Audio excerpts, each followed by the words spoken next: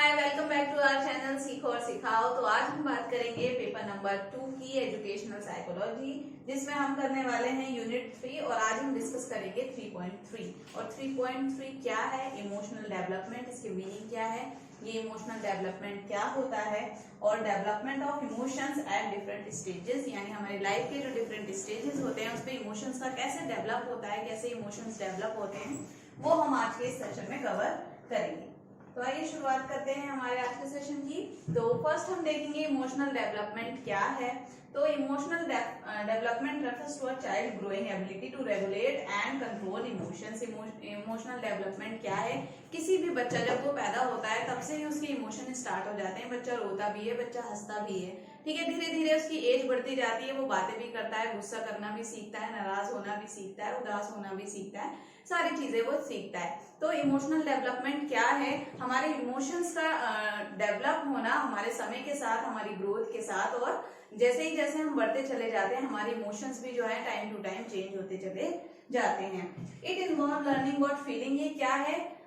Feelings को सीखना किस तरीके से, understanding how and why they happen, मतलब ये देखना कि अंडरस्टैंड करना इमोशंस को कंट्रोल हम कैसे कर सकते हैं, कि जो हमारी फीलिंग्स हैं या कोई चीज अचानक से हो गई, वो कैसे हुई, क्यों हुई, इस चीज को समझना, कब हुई ये समझना। ऐसा होता है कभी हम सोचते हैं कि ये नहीं होना चाहिए था लेकिन वो हो जाता है, तो हमारा जो रिएक्शन होता है उसके प्रति कुछ अलग ही होता है। या तो हम खुश हो जाते हैं, या फिर हम परेशान हो जाते हैं, या दुखी हो जाते हैं, या रोने लगते हैं। तो क्या कोई चीज अगर हुई है, अंडरस्टैंड करना उसको कि क्यों हुई है और कैसे हुई है। रिकॉग्नाइजिंग वन्स ओन फीलिंग, अपनी खुद की फीलिंग्स को जो है पहचानना, समझना, सामने वाली फीलिंग्स को समझना। तो ये सारी चीजें क्या है? हमारे जो इमोशंस हैं उसको समझना, साथ में दूसरे के इमोशंस को समझना, यानी हमारा जो है वो डेवलपमेंट, इमोशनल जो डेवलपमेंट है वो टाइम टू टाइम हमारी एज के साथ होता चला जाता है। And developing effective way of managing them, और जो हमारे इमोशंस चेंज होते हैं उसको हम कैसे मैनेज कर सकते हैं, कैसे उनको कंट्रोल कर सकते हैं, ये सारे उनके तरीके ढूंढना और उनका सोल्यूशन ढूंढना जो है वो इसके अंदर आता है, इमोशनल डेवलपमेंट के अंदर आता है। Child is born with excitement type of emotions. जो चाइल्ड है, बच्चा जो है, जब वो जन्म लेता है तो उसके इमोशंस जो है वो कैसे होते हैं, चेंज होते हैं। जब बच्चा होता है, जब होता है बच्चा होते ही रोने लगता है, तो वो भी तो एक इमोशंस है। फिर उसके बाद जब वो घर में जाता है या मम्मी के पास रहता है या पापा के पास जाता है, तो छोटा बच्चा स्माइल करना भी सीखता है। जब उसे भूख लगती है तो वो रोना भी सीखता है। तो जन्म से ही जो है वो हमारे इमोशंस जो है वो स्टार्ट हो जाते हैं। Infant show emotions of fear, anger. जो छोटे बच्चे होते हैं वो इमोशंस अपने शो करते हैं किस रूप में? फियर, डरते भी हैं, उन्हें चीजों से डर लगता है, लोगों से डर लगता है, किसी चीज को एकदम से देख लें तो उससे डर जाते हैं, या अंधेरा हो जाए तो उससे डर जाते हैं। Anger, love, hate from the beginning of the life, यानी शुरुआत से ही बच्चे जो हैं ये सारे इमोशंस हमको शो करने लगते हैं, ठीक है। At later infanthood the child also learn to hide his emotion and feeling, और टाइम के साथ साथ जब बच्चा बड़ा होता चला जाता है तो बच्चा अपने इमोशंस को हाइड करना भी सीख जाता है। उसको लगता है कि मुझे जो है सबके सामने नहीं रोना चाहिए, लोग सोचेंगे पता नहीं मैं क्या क्या छोटा बच्चा हूँ जो मैं रो रहा हूँ सबके सामने। यानी उसके इमोशंस को, वो अपने इमोशंस को कंट्रोल करना सीखता है, अपने इमोशंस को हाइड करना सीखता है, लोगों के सामने जो है अपने इमोशंस को छुपाता है और लोगों को दिखाता है कि नहीं मैं नाराज नहीं हूँ, नहीं मैं रो नहीं रहा, मैं बहुत ब्रेव बॉय हूँ, मैं बहुत ब्रेव गर्ल हूँ, इस तरीके से। तो ये क्या है? सारे हमारे इमोशनल डेवलपमेंट का एक पार्ट है। तो फर्स्ट हम देखते हैं कि इमोशनल डेवलपमेंट जो है कौन कौन सी स्टेज पे। इन्फेंसी, जो कि हमारी 0 से 2 साल तक की उम्र होती है। टॉडलर 2 to 4 में आ जाएगा, जिसमें बच्चे जो हैं वो सहारा ले लेकर चलना, घुटनों के बल चलना और जो है ये सारी चीजें सीखते हैं। उसके बाद अर्ली चाइल्डहुड, जिसमें हम कवर करते हैं 2 to 6 ईयर, ठीक है। तो अब इसमें इमोशनल डेवलपमेंट कैसे होता है हम उसकी बात करते हैं। तो first one is temper tantrum, unpleasant destructive behaviour और क्राई फॉर नीड। तो ये टेम्पर टेंट्रम क्या है? जैसे जब कोई छोटा बच्चा होता है, उसको कोई चीज चाहिए होती है तो वो रोने लगता है, बहुत जोर जोर से रोता है। आप देखेंगे जब कोई बच्चा होता है 1 मंथ का या 1 वीक या 2 वीक का, उसको भूख लगती है तो बच्चा रोता है, बहुत रोता है, बहुत रोता है। या फिर उसको कोई अगर मान लीजिए वो बीमार है, उसको कोई दर्द हो रहा है, हाथ में दर्द है या उसका पेट खराब है, तब भी बच्चा रोता है। तो क्या है? वो अपने इमोशंस कैसे दिखा रहा है? रो कर बता रहा है वो अपनी चीजों को। वो परेशान है तो भी वो रो रहा है, और उसे भूख लगी है तो भी वो रो कर बता रहा है। उसका रोने का जो होता है वो तरीका भी अलग होता है। भूख लगती है तो वो थोड़ा हल्की उसमें रोएगा, और उसको दर्द होगा तो वो बहुत ज्यादा रोएगा, क्योंकि वो बोल नहीं सकता, अपनी बात को जो है कहकर बता नहीं सकता, तो वो इमोशंस यानी अपने एक्सप्रेशन से और अपने जो है वो रोकर जो है अपनी चीजों को बताता है, जिसे मदर समझती है और टाइम टू टाइम उसकी नीड को फुलफिल करती है। मूड स्विंग्स व्हेन his और her place change और समथिंग एल्स। तो मूड स्विंग्स भी जो है बच्चों में देखने को मिलते हैं। जैसे कोई छोटा बच्चा है, अगर मम्मी ने उसको गोद में ले रखा है तो बच्चा बहुत खुश है, जैसे ही फौरन उसने किसी दूसरे पर्सन को अपना बेबी दिया तो फौरन रोना शुरू कर देता है। तो क्या उसका मूड जो है फौरन चेंज हो जाता है। अभी तो वो खुश है और फौरन उसकी गोद में जाके जो है वो रोना शुरू कर देता है। फिर कोई थर्ड पर्सन उसको ले ले तो वो वहां पे खुश हो जाता है। वापस से मदर ने ले लिया तब भी वो जो है नहीं खुश है, उसको चाहिए कि मैं उसके पास ही जाऊं। तो क्या है, उसका मूड जो है वो टाइम टू टाइम नहीं, बिल्कुल बहुत ही जल्दी से जो है वो चेंज होने लगता है। या फिर उसको कोई चीज चाहिए थी, कोई खेलने की चीज है, बच्चों को हम दिखाते हैं हमने हटा दी तो वो रोना शुरू कर देगा, उसको दिखा दी वापस से तो वो खुश हो जाएगा। तो मूड स्विंग्स जो है वो बच्चों में भी देखने को मिलते हैं। Intense emotions, over emotion. Intense emotions क्या है? ओवर इमोशन यानी बहुत ज्यादा रोना या फिर बहुत ज्यादा जो है वो होना।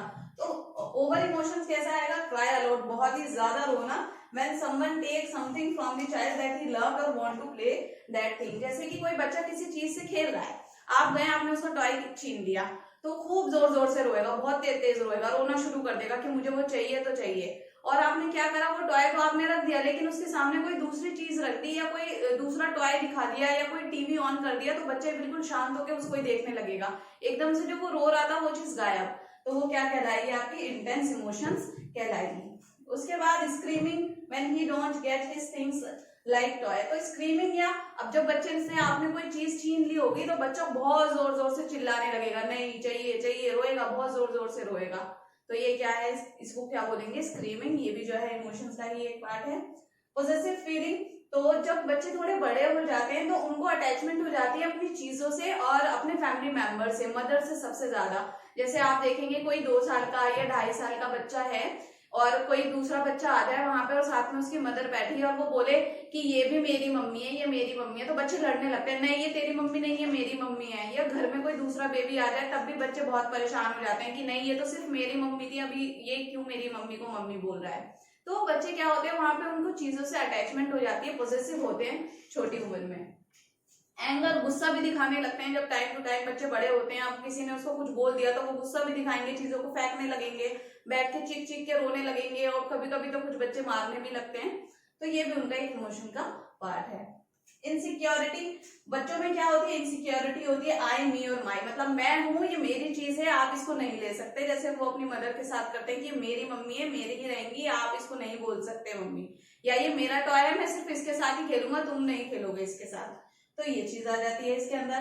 Crime and care giver leaves, और जैसे कि कोई छोटा बच्चा है जो उसका ध्यान रखता है, अगर वो उसको छोड़ के चला जाए तो फिर वो रोना शुरू कर देता है। या फिर किसी कोई घर में कोई गेस्ट आया है, वो कहते हैं कि बेबी बड़ा क्यूट है, आप मुझे दिखाइए, तो वो उसको बेबी को गोद में लेता है तो बेबी रोना शुरू कर देता है। तो क्या है, वो भी उसके एक इमोशन का पार्ट है। तो ये सारी चीजें क्या होती है? केयर गिवर वाली, जो मतलब कि अलग होने से जो बच्चा रोने लगता है, तो 15 मंथ की उम्र में जो है बच्चा, आप देख सकते हैं जो 15 महीने का बच्चा होगा वो ऐसी चीजें करता है, 1 से 1.5 साल का बच्चा। तो ये क्या थे? इमोशंस थे हमारे जो टाइम टू टाइम चेंज हुए। बच्चा कैसे अपनी चीजों को एक्सप्रेस करता है, जब गुस्सा होता है तो वो क्या करता है, ये सारी चीजें जो ये पॉइंट्स है ये आपको एज इट इज लर्न करने पड़ेंगे। आपके एग्जाम में पूछने को मिल सकता है, ये एक इंपॉर्टेंट टॉपिक है जो आपको एग्जाम में देखने को मिलेगा, 10 नंबर में भी मिल सकता है और 5 मार्क्स के क्वेश्चंस में भी आपको ये देखने को मिल सकता है कि इमोशनल डेवलपमेंट जो है वो डिफरेंट स्टेजेस पे कैसे होता है। तो इन्फेंसी और टॉडलर और अर्ली चाइल्डहुड में जो है ये सारे पॉइंट आपको लिखने होंगे, इसको डिस्क्राइब करना होगा, साथ में आपको इसके एग्जांपल्स भी देने होंगे, तो जो है आपको अच्छे मार्क्स मिलेंगे। उसके बाद हम देखते हैं emotional development in letter childhood. तो इसके लिए एज क्या रहेगी आपके? 6 to 12 ईयर्स की बात करें, 6 से 12 साल के बच्चों को इसमें इंक्लूड किया जाएगा। This is a period of stability and control. इसमें क्या बच्चे अपने इमोशंस को कंट्रोल करना सीख जाते हैं। जैसे बच्चा जब छोटा था तो वो किसी दूसरे अजनबी के पास जाता था तब भी चीखे मार मार के रोता था, लेकिन अब बच्चा थोड़ा बड़ा हो चुका है तो अब ऐसा नहीं होगा। वो जो है उस चीज को उसने कंट्रोल करना उस पर सीख लिया। पहले उससे कोई भी चीज ले ली जाती थी तो बच्चा बहुत जोर से रोता था, लेकिन अब वो थोड़ा बड़ा हो चुका है तो यहाँ पे जो है उसने उस चीज पे कंट्रोल करना सीख लिया, अपने गुस्से पे थोड़ा कंट्रोल करना सीख लिया, तो यहाँ पे क्या होता है, वो अपनी इमोशंस को जो है कंट्रोल करना सीख जाता है। There is a decrease in over expressed of emotion, यानी जो उसके ओवर एक्सप्रेस्ड इमोशंस थे पहले, जैसे कि उसको दर्द होता था तो बहुत रोता था, उसको भूख लगती थी तो भी बहुत रोता था, अभी जो है वो यहाँ पे आके जो उसके वो ओवर एक्सप्रेस्ड इमोशंस थे वो कैसे हो गए, डिक्रीज हो गए, कम हो गए अब। ठीक है, क्योंकि बच्चे की उम्र क्या है अब 6 से 12 साल। तो आप ये चीज ध्यान रखिएगा, अगर आप लिखते टाइम या अगर आप एग्जाम में लिख रहे हैं, आप भूल जाते हैं कि आपने क्या लर्न किया था, तो आप अपने माइंड में रखिए कि 6 से 12 साल का बच्चा आपके घर के आसपास होगा, आपके फैमिली में होगा, या आपने कहीं ना कहीं ऐसे बच्चों को देखा होगा। वो बच्चा इस टाइम पे क्या करता है, उसको माइंड में रखते हुए आप जो है अपना आंसर लिख सकते हैं। Child is this stage is very conscious of his social prestige and does not like to show his emotion directly. इस उम्र में क्या होता है, बच्चे जो है अपनी इमोशंस को हाइड करना सीख जाते हैं, जैसा कि मैंने अभी आपको बताया। उनको लगता है कि अगर मैं सबके सामने रोने लगूंगा मेरी इंसल्ट हो जाएगी, अगर मैंने जो है ऐसा कुछ किया तो कोई मुझसे बात नहीं करेगा, अगर मैं हंस रहा हूं तो सब ये ना सोचे कि मैं पागल तो नहीं हूं जो क्यों हंस रहा हूं इस टॉपिक पे। तो बच्चों के अंदर जो है ये चीजें भी आने लगती हैं। At this stage child use words to express his emotions। अब बचपन में क्या था, बच्चे के पास वर्ड्स नहीं थे कहने के लिए, अपने इमोशंस को बताने के लिए। वो खुश है तो कैसे बताए, उसे गुस्सा आ रहा है तो वो कैसे बताए, उसे भूख लगी है तो वो कैसे बताए, या वो किसी अजनबी के पास चला गया, वो अनकंफर्टेबल फील कर रहा है तो वो कैसे बताए। तो बच्चा सिर्फ रोकर बताता था, लेकिन अभी बच्चा बड़ा हो चुका है तो उसके पास वर्ड्स हैं, शब्द हैं अपने इमोशंस को कहने के लिए, जो भी वो फील कर रहा है वो उसको एक्सप्रेस कर सकता है। Children learn to pretend the things. अब बच्चे क्या करते हैं, चीजों को प्रिटेंड करना सीख जाते हैं, जो उनके रियल इमोशंस हैं उनको हाइड करने लगते हैं और खुद को जो है वो दिखाने लगते हैं, जो कि उनके इमोशन जो है सच में होते ही नहीं है। जैसे अगर उसको गुस्सा आ रहा है तो वो कहीं पे ऐसा होता है, आप स्कूल या बच्चे ट्यूशन जाते हैं तो आप वहां पे देखेंगे वैसे बच्चा घर पे बहुत एग्रेसिव है, लेकिन टीचर के सामने बैठा होता है, उसे गुस्सा भी आता है तब भी वो ऐसे करता है कि बस उसने कंट्रोल कर लिया और वो दिखाएगा कि नहीं मुझे गुस्सा नहीं आ रहा है, मैं खुश हूँ, इस तरीके से। तो बच्चे अपने इमोशंस पे कंट्रोल करने लगते हैं और प्रिटेंड करने लगते हैं, जो उनके इमोशंस हैं उसको दबा के वो कुछ और दिखाने लगते हैं। तो ये क्या थी, कौन से स्टेज की हमने बात की, लेटर चाइल्डहुड की हमने अभी बात की है। इसके बाद हम देख लेते हैं एडोलसेंस, 12 to 16 ईयर्स, 12 से 18 साल के बच्चे इसके अंदर आते हैं। Emotions are not under control. अब जब 12 से 18 साल के बच्चे होते हैं कि इमोशंस जो होते हैं वो कंट्रोल में नहीं होते। इसका रीजन क्या है, क्योंकि इसमें जो है फिजिकल चेंजेस हमारे बॉडी में होते हैं, जिसकी वजह से जो है हमारा माइंड जो है वो ठीक नहीं रहता, इरिटेट होते रहते हैं, और हमें मतलब बच्चों को ऐसा फील होता है कि हमारे बॉडी में चेंजेस हो रहे हैं, हम बहुत बड़े हो गए हैं, इस तरीके से। तो उनकी इमोशंस जो हैं वो कैसे रहते हैं, not under control. Emotions are very complex, बहुत कॉम्प्लेक्स होते हैं उनके लिए। Adolescents are very much emotional, जो है वो बहुत ज्यादा इमोशनल होते हैं। जेलेसी जो है वो जलन फील करने लगते हैं। मान लीजिए दो फ्रेंड्स हैं, आपस में बहुत अच्छी उनकी बॉन्डिंग है, कोई थर्ड पर्सन आ गया, उसकी फ्रेंडशिप जो है उस वजह से हो गई, तो फर्स्ट फ्रेंड सोचेगा कि इससे क्यों बात कर रही है, मुझे बिल्कुल पसंद नहीं है, ये वो। तो जेलेसी जो है वो भी यहाँ इस स्टेज में जो है दिखाई देती है। सिंपैथी, एंगर एक्सेट्रा, ये सारी चीजें जो है ये एडोलसेंट की एज में आप जो है देख सकते हैं। Have more fear, anxiety and worries for various things। अलग अलग चीजों के लिए डर जो है आने लगता है मन में, एंजाइटीज होने लगती है, वरीज चिंता पैदा होने लगती है एग्जाम्स को लेके, घर में कोई बात चल रही है उसको लेके, फ्रेंड्स में आपस में लड़ाई हो गई उसको लेके, या फिर वो बाहर किसी एक्टिविटी में इन्वॉल्व होते हैं तो उसके लेकर वो ज्यादा सोचने लगते हैं, या कुछ ऐसे होते हैं स्कूल में फाइट हो गई या फ्रेंड से बात नहीं हो रही तो खुद को अलग रखने लगते हैं कि वो मुझसे क्यों बात नहीं कर रही, उदास रहने लगते हैं। ये सारी चीजें जो है इस एज में आपको देखने को मिलती हैं। Development of capacity of sharing emotions with others. इसमें क्या होता है, अपने इमोशंस को दूसरों के साथ शेयर करने की जो कैपेसिटी होती है वो स्टार्ट हो जाती है, यानी हम ज्यादा से ज्यादा फ्रेंड्स के साथ रहना शुरू कर देते हैं। आप देखेंगे 12 से 18 साल के बच्चे जो होते हैं उनका एक अपना फ्रेंड सर्कल बन जाता है, वो उनको उनके साथ टाइम स्पेंड करना बहुत पसंद है। घर पे भी आएंगे तो चैटिंग करते रहेंगे या कॉल पे बात करते रहेंगे, स्कूल के बाद जो है वो मिलेंगे और साथ में बैठकर स्टडी करेंगे, स्कूल में भी और घर में भी बाहर भी। तो वो क्या करते हैं, उन्हें ग्रुप में जो है अपने इमोशन शेयर करना, अपनी बातें अपने फ्रेंड्स को बताना, यानी फैमिली से कटकर वो फ्रेंड्स में ज्यादा इन्वॉल्व होने लगते हैं, अपने ग्रुप में इन्वॉल्व होने लगते हैं और एक दूसरे से जो है अपने इमोशंस जो है वो शेयर करना शुरू कर देते हैं। उन्हें फ्रेंड्स के साथ रहना ज्यादा अच्छा लगता है। सेल्फ कॉन्शियसनेस, सेल्फ रिस्पेक्ट, यानी यहाँ पे जो है उनके अंदर सेल्फ रिस्पेक्ट वाली बात आ जाती है कि मेरी सेल्फ रिस्पेक्ट है, मैं ना ऐसे नहीं कर सकता, मैं वैसे नहीं कर सकता, इसने मुझे ऐसे कैसे बोल दिया, इसने मेरे थप्पड़ कैसे मार दिया, अब मैं इसे छोड़ूंगा नहीं, इस टाइप से कि मेरी इंसल्ट हो गई। तो ये सारी चीजें भी जो है इस एज में आपको देखने को मिल सकती हैं। उसके बाद है ग्रुप लॉयल्टी आर डेवलप्ड। इसमें क्या होता है, जब बच्चों का ग्रुप बन जाता है तो बच्चे ना अपने ग्रुप के प्रति जो है बहुत ज्यादा वो हो जाते हैं कि मैं जो है मेरी फ्रेंड है, इसने मुझे बताया, मैं तो इसके ही दोस्त रहूंगी, मैं इसके जो सीक्रेट्स हैं ये मैं ना टीचर को बताऊंगी, ना मैं फ्रेंड्स को बताऊंगी, ना ही मैं अपने पेरेंट्स को बताऊंगी, हमारे बीच की बात है हमारे बीच रहेगी, या हमारे ग्रुप का जो ये सीक्रेट है हम अपने तक ही रखेंगे। तो क्या होता है, उनको जो है अपने ग्रुप के प्रति अपने फ्रेंड्स के प्रति ना बिल्कुल लॉयल रहने लगते हैं। Period of stress and storm, और जो ये एडोलसेंस की जो पीरियड है 12 to 18 का, इसको स्ट्रेस एंड स्टॉर्म का जो है पीरियड भी कहा गया है। तो क्यों कहा गया है, क्योंकि इसमें जो है फिजिकल चेंजेस हमारे बॉडी में होते हैं, जिसकी वजह से जो है हम मेंटली प्रिपेयर नहीं रहते, और जो है बॉडी हमारी जो है टाइम टू टाइम चेंज होती रहती है, जिसकी वजह से जो बच्चे होते हैं वो बहुत इरिटेट होते हैं, स्ट्रेस फील करते हैं और जो है बहुत परेशान रहते हैं। तो यही उम्र है 12 से 18 साल की, जिसमें जो है बच्चे जो है कभी सीधी लाइन में चले जाते हैं, यानी अच्छे ग्रुप भी ज्वाइन कर लेते हैं और कभी कभी गलत संगति में पड़ जाते हैं और जो है बहक जाते हैं। तो ये एक बहुत जो है कह सकते हैं आप इम्पोर्टेंट एज है, एज ग्रुप है, जिसके अंदर जो है पेरेंट्स को ध्यान रखना चाहिए बच्चों का, और साथ ही साथ उनके इमोशंस का, इनके इमोशंस जो टाइम टू टाइम चेंज हो रहे हैं उनके साथ कैसे डील करना है, उनको कैसे समझाना है, कौन सी बात कब कहनी है, अगर बच्चा आपसे कुछ कह रहा है तो आपको उसको कैसे लेना है, उसको कैसे रिएक्ट करना है, उसे कैसे समझाना है, ये सारी रिस्पॉन्सिबिलिटी जो है वो पेरेंट्स की होती है। तो यही बात आ गई कि ये क्या है, 12 से 18 साल के जो बच्चे होते हैं हमारे, उनके इमोशंस जो है बहुत जल्दी चेंज होते हैं, और जो है उनके अंदर गुस्सा, प्यार और जो है जेलेसी, ये सारी चीजें डेवलप होती हैं और तेजी से डेवलप होती है, और उनको जो है अपनी सेल्फ रिस्पेक्ट जो है वो बहुत प्यारी होती है।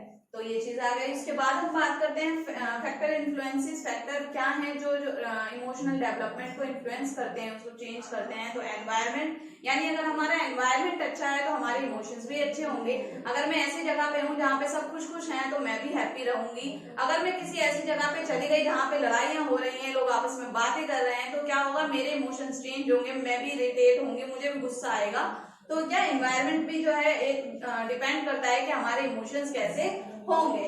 इंटेलिजेंस, कितना इंटेलिजेंट है बंदा, कुछ जो होते हैं जो समझदार होते हैं वो अपने इमोशंस को कंट्रोल करना सीख जाते हैं, और जो नहीं होते, जो अपने इमोशंस को कंट्रोल नहीं कर पाते, वो क्या करते हैं, कभी भी हंसने लगेंगे, किसी के भी सामने कुछ भी बोल देंगे, उन्हें फर्क नहीं पड़ता दूसरा क्या कह रहा है या दूसरा क्या समझ रहा है, उन्हें किसी की नहीं पड़ी होती, अपना सोचना होता है। तो इंटेलिजेंस बंदा जो है उसको इंटेलिजेंस जो है वो भी आपके इमोशनल डेवलपमेंट का जो है एक पार्ट है, यानी उसको इफेक्ट कर सकती है। तो इसमें क्या होता है, बहुत ज्यादा हम थका थका महसूस करते हैं, और जो है एनर्जी जो है बहुत ज्यादा वेस्ट होती है, और लगता है कि अब कुछ नहीं है, बस इस तरीके से। तो ये क्या है, ये भी हमारे जो है इमोशंस को जो है इमोशनल डेवलपमेंट का एक फैक्टर है जो हमारे इमोशंस को अफेक्ट करता है। लाइक अगर हम थके थके हैं तो हमें हर चीज इरिटेट करेगी। कोई हमारे सामने जो है फूलों से भरा गुलदस्ता भी लाके रख देगा तो भी हमें जो है वो पसंद नहीं आएगा, हम उसको देखना पसंद नहीं करेंगे। तो अगर एनवायरनमेंट अच्छा होगा और हमारी हेल्थ अच्छी होगी तो क्या है, हमें सारी चीजें अच्छी लगेंगी, हम लोग जो है खुश रहना सीखेंगे। अगर हेल्थ अच्छी नहीं है तो इरिटेट रहेंगे, गुस्सा रहेंगे, जलन होगी एक दूसरे को देख के, कोई बंदा हमें पसंद नहीं आएगा, इस तरीके से। टाइम ऑफ डे, अभी वो डे कैसा है, यानी हो सकता है कि आज मेरा मूड अच्छा है लेकिन घर पे आज मेरे साथ कोई बात हुई और जो है मैं स्कूल गई, कल कोई बच्चा जो है वो स्कूल गया और स्कूल में जाके जो घर पे उसके साथ हुआ, उसके बाद जब वो स्कूल गया तब जो है घर में जो हुआ था वो जो है स्कूल में जाके उसका मूड उसकी वजह से खराब रहा। कोई भी उससे बात कर रहा था तो उसने लड़ना शुरू कर दिया, या फिर किसी ने कुछ बोला तो उसने रोना शुरू कर दिया। तो डे पे के ऊपर भी डिपेंड करता है कि आज उसका दिन कैसा था, समय क्या था, उसके हिसाब से भी जो है हमारे इमोशंस चेंज होते हैं। पेरेंटल एटीट्यूड, पेरेंट्स का एटीट्यूड कैसा है ये भी जो है हमारे इमोशंस को इफेक्ट करता है। फेयरफुल एटमॉस्फेयर एंड स्कूल, अभी पेरेंटल एटीट्यूड की बात कर ले हम तो कुछ पेरेंट्स ऐसे होते हैं बहुत ओवर पॉसेसिव होते हैं अपने बच्चे को लेकर कि ये जो है यहाँ नहीं जाना, वहां नहीं जाना, ऐसे नहीं करना, वैसे नहीं करना, घर में ही रहो, बाहर मत जाओ, स्कूल का होमवर्क ऐसे करो। तो बच्चा जो है इस चीज से भी बहुत ज्यादा परेशान हो जाता है और जो है इरिटेट होने लगता है, फिर उसको लगता है कि क्या ये 24 घंटे मेरे ही पीछे पड़े रहते हैं। तो ये सारी चीजें भी, तो इसलिए कहते हैं कि बच्चे के डेवलपमेंट में जो है पेरेंट्स की जो है एक अहम भूमिका होती है। पेरेंट्स को ध्यान रखना चाहिए बच्चों को कैसे समझाना है, कौन सी बात कब कैसे और कहाँ बच्चों के सामने बोलनी है, और अगर बच्चे कुछ चाहते हैं तो उनको कैसे समझाना है और चीजों को उनसे जो है मनवाना है। फेयरफुल एटमॉस्फेयर एट स्कूल, अगर स्कूल का एटमॉस्फेयर अच्छा नहीं है, ऐसा है कि बच्चे को वहां जाने में डर लगता है, तो भी जो है वो जो है उसके इमोशंस जो है चेंज हो गए। ये आप देख सकते हैं, ये सारी चीजें भी उसके इमोशंस को अफेक्ट करने का एक कारण है। स्कूल का एनवायरनमेंट कैसा है, अगर हेल्दी एनवायरनमेंट है तो बच्चे स्कूल जाना पसंद करेगा। कुछ बच्चे जो होते हैं वो कहते हैं जब स्कूल जाते हैं, एक दिन वो स्कूल गए, टीचर ने उसको डरा दिया, नेक्स्ट डे वो जाते ही नहीं, मैं जाऊंगा ही नहीं। पेरेंट्स को लगता है ये जाना ही नहीं चाहता, लेकिन रीजन क्या है कि स्कूल में जो है उसके साथ कुछ ऐसा हुआ जिसकी वजह से वो स्कूल जाना पसंद नहीं करता। तो ये क्या थे, फैक्टर थे जो इन्फ्लुएंस करते हैं इमोशनल डेवलपमेंट को, जिसकी अभी हमने बात की। तो आज का जो सेशन था वो था इमोशनल डेवलपमेंट पे, जो हमने देखा कि इमोशनल डेवलपमेंट क्या है और डिफरेंट स्टेजेस पे जो है हमारे इमोशंस कैसे डेवलप होते हैं। एक छोटा बच्चा कैसे शो करता है अपने इमोशंस, दिखाता है, एक्सप्रेस करता है, और एक बड़ा कैसे अपने इमोशंस को दिखाता है। और साथ ही साथ हमने देखा कि कौन से फैक्टर हैं जो हमारे जो इमोशनल डेवलपमेंट को अफेक्ट करते हैं। तो इसी के साथ हमारा आज का सेशन यही समाप्त होता है। तो अब हम मिलेंगे हमारे नेक्स्ट वीडियो में। आज के लिए बाय।